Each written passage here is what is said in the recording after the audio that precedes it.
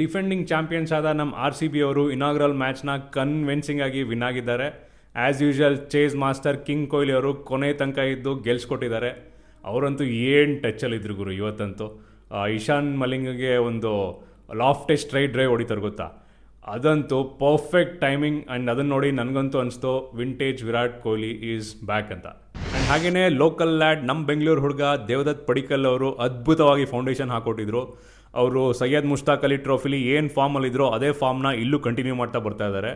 ಮ್ಯಾಚ್ಗಿಂತ ಮುಂಚೆ ಯಾರ್ಯಾರು ಪಡಿಕ್ಕಲ್ ಅವ್ರನ್ನ ಕೂರಿಸ್ಬಿಟ್ಟು ನಾವು ವೆಂಕಟೇಶ್ ಅಯ್ಯರ್ ಆಡಬೇಕು, ಯಾಕೆಂದರೆ ಅವರು 2 overs ಬೌಲಿಂಗ್ ಮಾಡ್ತಾರೆ ಆ್ಯಂಡ್ ಪಡಿಕ್ಕಲ್ ಅವರು ಕಮ್ಮಿ ಸ್ಟ್ರೈಕ್ ರೇಟ್ ಆಡ್ತಾರೆ ಅಂತ ಹೇಳ್ತಾ ಇದ್ರು, ಅವ್ರಿಗೆಲ್ಲ ಉತ್ತರ ಕೊಟ್ಟಿದ್ದಾರೆ. ಇನ್ನು ಬೌಲಿಂಗ್ ಯೂನಿಟ್ ಕಡೆ ಬರೋದಾದರೆ ಜೇಕಬ್ ಡಫಿ ಅವರು ಸಖತ್ತಾಗಿ ಬೌಲಿಂಗ್ ಮಾಡಿದ್ರು. ನಮಗೆ ಹೇಸಲ್ವುಡ್ನ ಮಿಸ್ ಮಾಡ್ಕೋತಾ ಇದ್ದೀವಿ ಅಂತ ಒಂದು ಕ್ಷಣ ಕೂಡ ಅನ್ನಿಸ್ಲಿಲ್ಲ.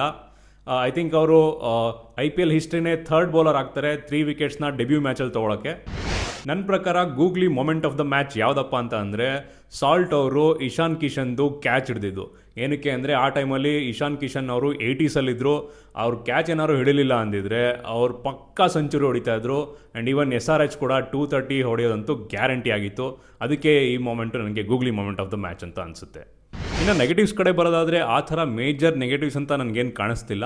But RCB is really missing Indian fast bowler who is Yash Dayal. Abhinandan Singh ಅವರು ಎಸ್ ದಯಾಳ್ನ ರೀಪ್ಲೇಸ್ ಮಾಡಿದ್ರು ಇವ್ರ ಟೀಮಲ್ಲಿ. ಬಟ್ ಅವರು ಸ್ವಲ್ಪ ಎಕ್ಸ್ಪೆನ್ಸಿವ್ ಆದರು. ನೋಡೋಣ ನೆಕ್ಸ್ಟ್ ಮ್ಯಾಚಸಲ್ಲಿ ಹೇಗೆ ಮಾಡ್ತಾರೆ ಅಂತ. ಇನ್ನು ನಮ್ಮ ನೆಕ್ಸ್ಟ್ ಮ್ಯಾಚ್ ಇರೋದು ನಮ್ಮ ಆರ್ಚ್ ರೈವಲ್ CSK ಮೇಲೆ. ಇನ್ನೂ ಒಂದು ವಾರ ಇದೆ, ನೆಕ್ಸ್ಟ್ ಸಂಡೇ ಮ್ಯಾಚ್ ಇರೋದು. ಹೇಗೆ ಕಾಯೋದು ಗೊತ್ತಿಲ್ಲ. See you in the next video.